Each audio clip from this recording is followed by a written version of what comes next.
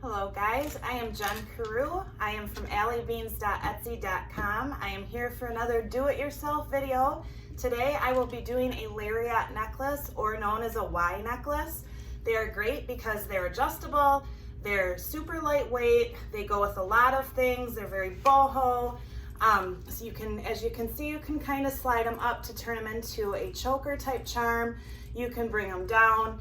Your beads can kind of hang where you want. You can create something that's really long, something that's shorter, whatever you want to do. There's a lot of possibilities with the Lariat necklaces.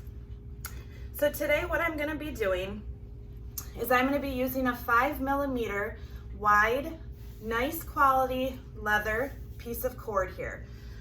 When you get your leather, you want to make sure that you get something that is a good quality so that when you unroll it, you're not going to have all those kinks that a lot of those small pieces of leather, you know, you get on the cardboard, that kind of thing. You're going to want to get a nice quality leather for these.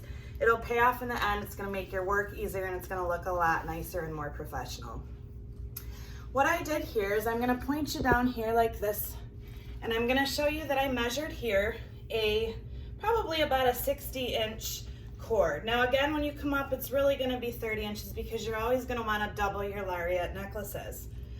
You're going to start by taking your two end pieces here, line them up as close as you can. You will cut them at the end a little bit, so it doesn't have to be exactly perfect. You're going to want to come up here and just kind of pinch it off here so that you know where your center and middle piece is. You're going to take a ring, a closed ring, or anything that has a larger hole for your beads to go through. This one here is one of my favorites. It's actually like a hammered oxidized copper ring. Take this end piece here and just bring it up through. Not down, up through. Find that hole here, just like this, and then come back up. A lot of this stuff, if you remember when I'm doing this, everything you're going to kind of hear up or over, not down or under. So come through here with those pieces and just bring them through. We're going to pull it nice and tight, and that's going to give us our first secure, nice and neat knot there, just like this. Now to do another knot to secure it, you don't always have to do this, but you would want to maybe apply glue or something like that. If you watch my previous videos, I don't like using a lot of glue. I kind of like to avoid it if I am able. So I have that nice knot here. And again, like I said earlier, you're going to want to come over to do an overhand knot. Over, bring your leather through and do just your regular knot. And now this is where it's going to get a little bit tricky. You need this knot to come as close to that other knot as possible. So use your fingers to kind of feel that other knot and really firmly tighten that up. That's going to give you a nice, neat looking knot. You can't do it too tight. You could even use glue again on this if you wanted, but it's really not necessary. Just firm grips to tighten that knot. You now have something like this.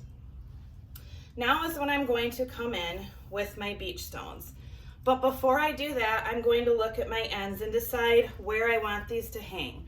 Do I want them to be even, my beads to kind of sit like this, or do I want them to hang on a diagonal?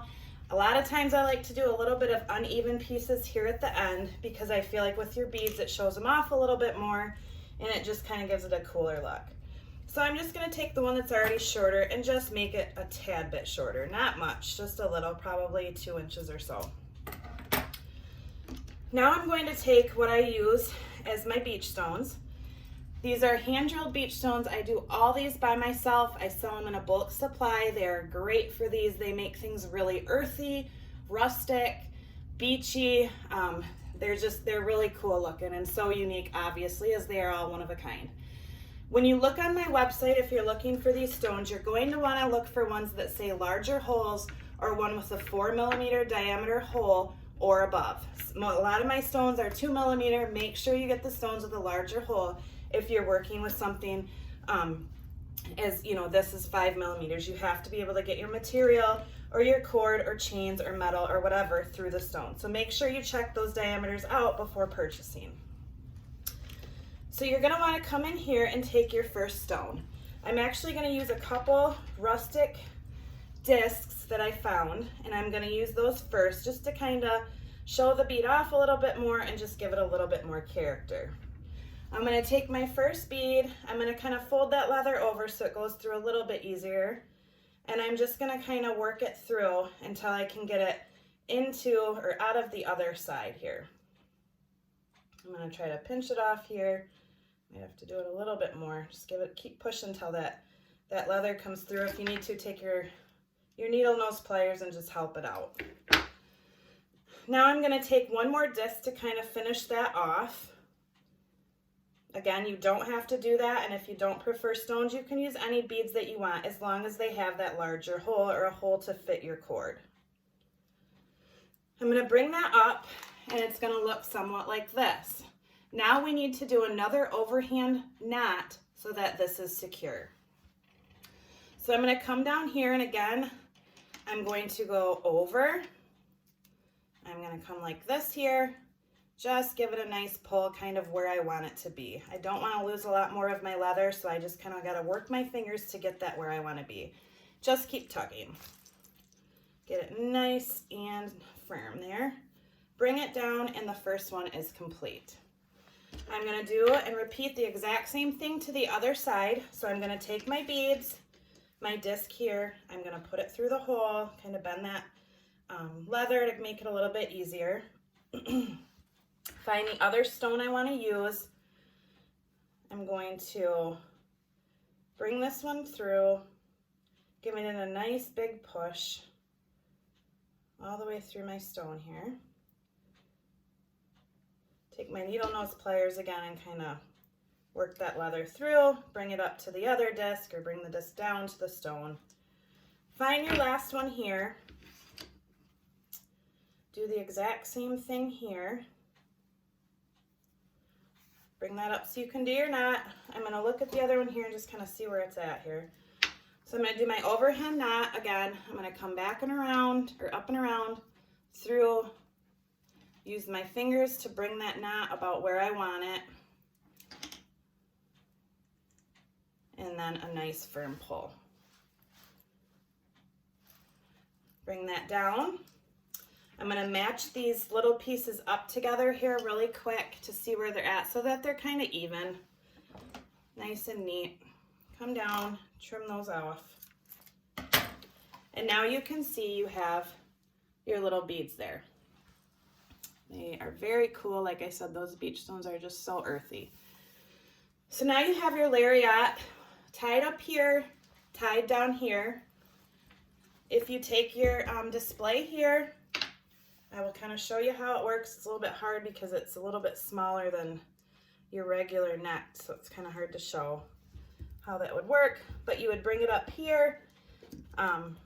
It would hang, you know, obviously hang on the person, or again, you can really just adjust the size however you want and give it completely different looks. So you could do that there. Like I said, it's kind of hard. I'll try to post a picture also, or if you go to my site, you'll see some that are done or on a mannequin that are a little easier to tell. But they're just very cool to work with. They look really earthy. They're very stylish. I get so many compliments on these. I still am in the need to make my sister one. She's been wanting one for a long time. She loves these. They're just great to work with. So I hope you liked this video and you kind of learned a little bit from it. I hope you'll visit my shop if you're looking for some natural, eco-friendly recycled beads. Again, I am alliebeans.etsy.com. I hope you have a wonderful Thursday. Follow me on YouTube, subscribe, share. I would appreciate it greatly. Thank you, guys.